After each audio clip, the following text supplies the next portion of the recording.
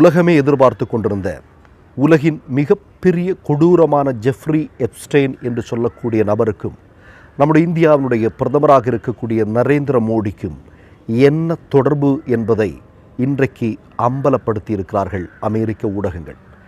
Jeffrey எப்ஸ்டீனுடைய file வெளிவந்திருக்கிறது. அதில் மோடியை பற்றி ஜெஃப்ரி எப்ஸ்டீன் இப்படி எழுதி வைத்திருக்கிறார்.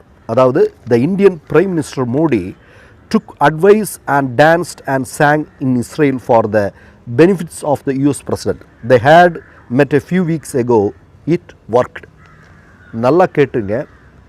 உலகத்தில் தன்னுடைய பிஸ்னஸ் சாம்ராஜ்யத்திற்காக இடைத்தரகர் வேலைக்காக ஏராளமான சின்ன குழந்தைகளை, இப்போ நீங்கள் லேட்டஸ்ட்டாக பார்த்தீங்கன்னா டொனால்டு ட்ரம்ப் என்று சொல்லக்கூடிய அமெரிக்காவினுடைய அதிபர் 13 வயது சிறிய பெண் குழந்தையை, அதை பற்றியெல்லாம் நீங்கள் படிச்சிங்க அப்படின்னா மனமெல்லாம் நம்ம உடஞ்சி போயிடுவோம்.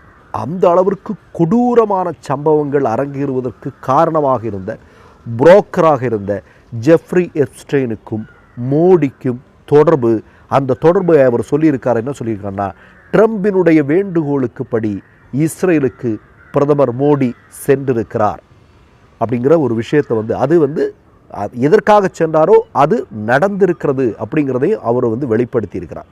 இப்போது இந்தியாவில் இருக்கக்கூடிய மக்கள் அனைவரும் மோடியை பார்த்து கேட்கிறார்கள், எதற்காக நீங்கள் இஸ்ரேலுக்கு சென்றீர்கள்?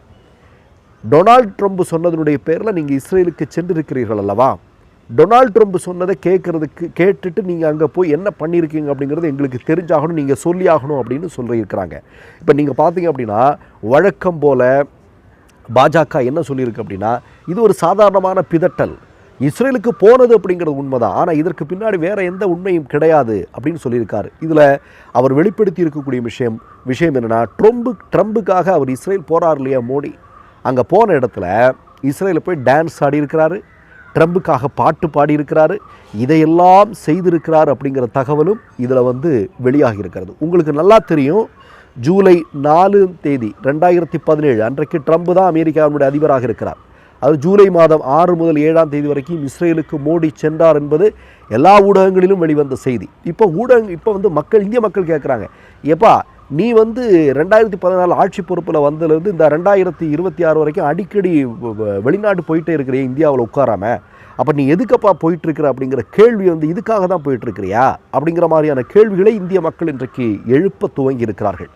நான் மீண்டும் சொல்கிறேங்க, உலக வரலாறை நீங்கள் படித்து பார்த்தீர்களானால் இந்த அளவிற்கு ஒரு கொடூரமான மனிதரை நீங்கள் சந்தித்திருக்கவே முடியாது. ஜெஃப்ரி எப்ஸ்டெயின் மாதிரியான ஒரு கொடூரமானவன், அவன் மிகப்பெரிய குற்றவாளி, சரியா?